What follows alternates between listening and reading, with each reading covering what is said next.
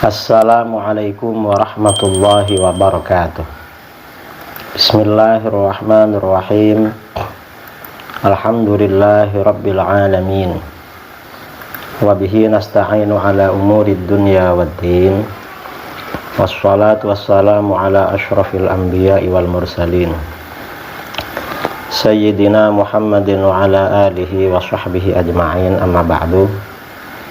Saudara-saudara kaum muslimin dimanapun Anda berada, pada edisi kali ini kita akan membahas tentang dalil-dalil membaca surat Al-Fatihah untuk orang yang meninggal dunia.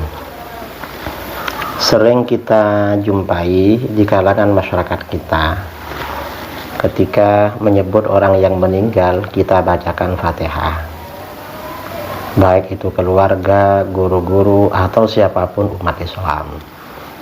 Nah, ini membaca Al-Fatihah untuk orang meninggal, apakah ada dalilnya? Jawabnya, dalilnya jelas banyak sekali.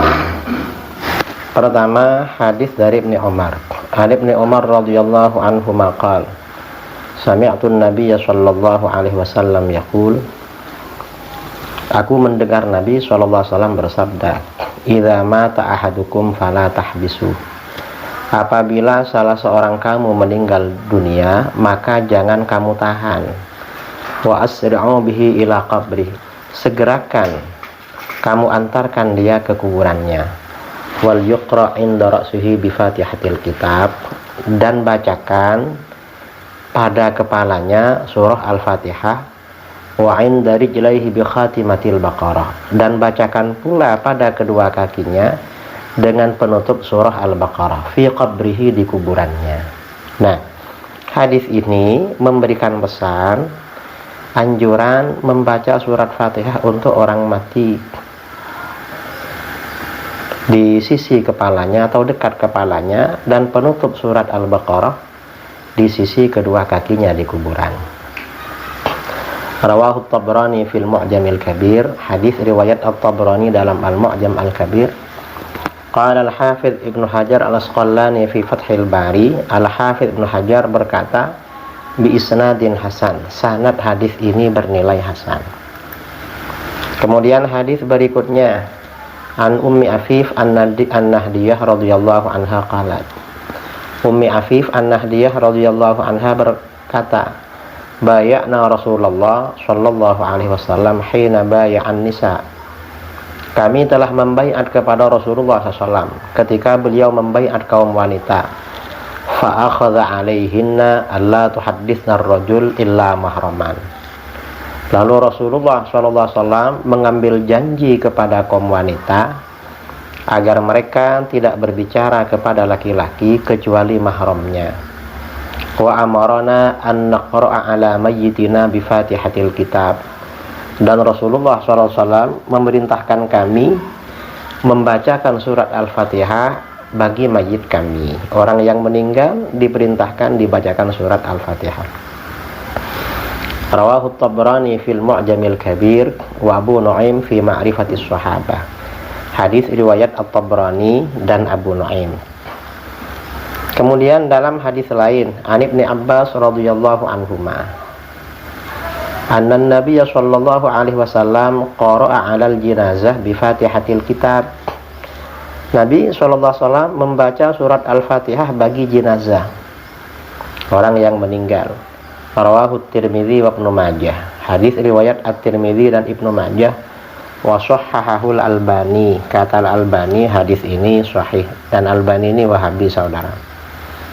An Ummi Syarik Al-Ansariyah radhiyallahu anha, kemudian hadis dari Ummi Syarik radhiyallahu anha qalat, Ummi Syarik berkata, amarna Rasulullah sallallahu alaihi wasallam an naqra'a 'alal jinazah bi Fatihatil kitab, Rasulullah sallallahu alaihi wasallam memerintahkan kami untuk membaca surat Al-Fatihah bagi jenazah, bagi orang yang meninggal dunia.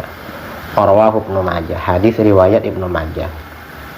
Nah, hadis-hadis ini dan masih ada hadis-hadis lain itu memang merupakan dalil pesan agar kita baca Fatihah untuk orang yang meninggal, baik dibaca ketika sholat jenazah atau dibaca ketika tidak sholat, tapi baca Al-Fatihah di luar sholat maksudnya.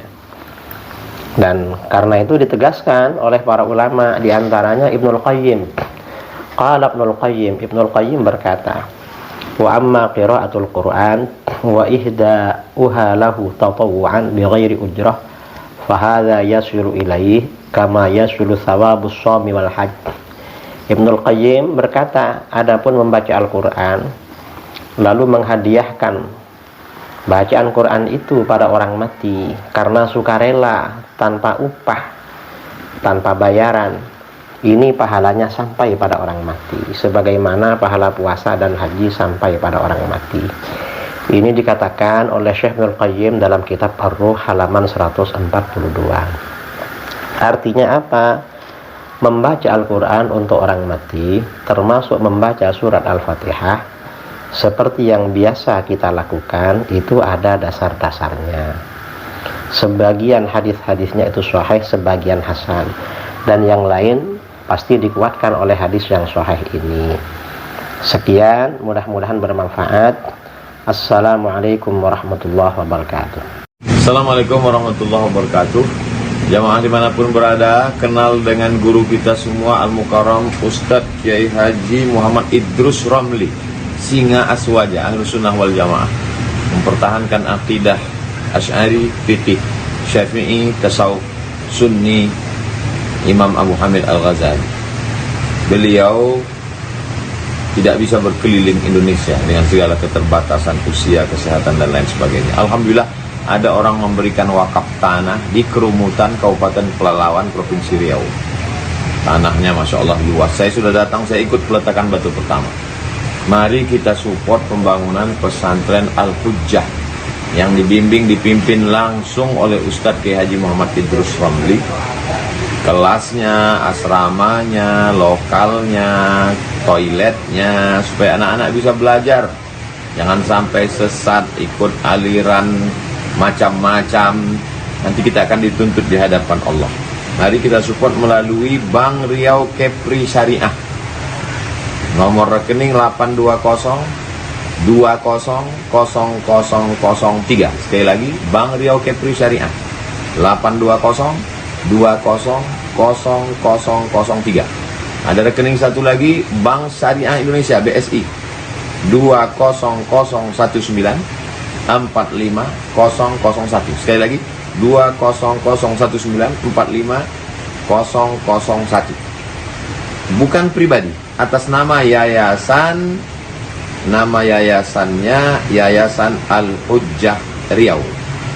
Ma'akal tafa'afnaita, uang yang dicari dibelikan makanan busuk. Wa malabis tafa'ablaita, diberikan pakaian lapuk. Wa matasaddaq tafa'amdaita, yang diwakafkan untuk bangun pesantren.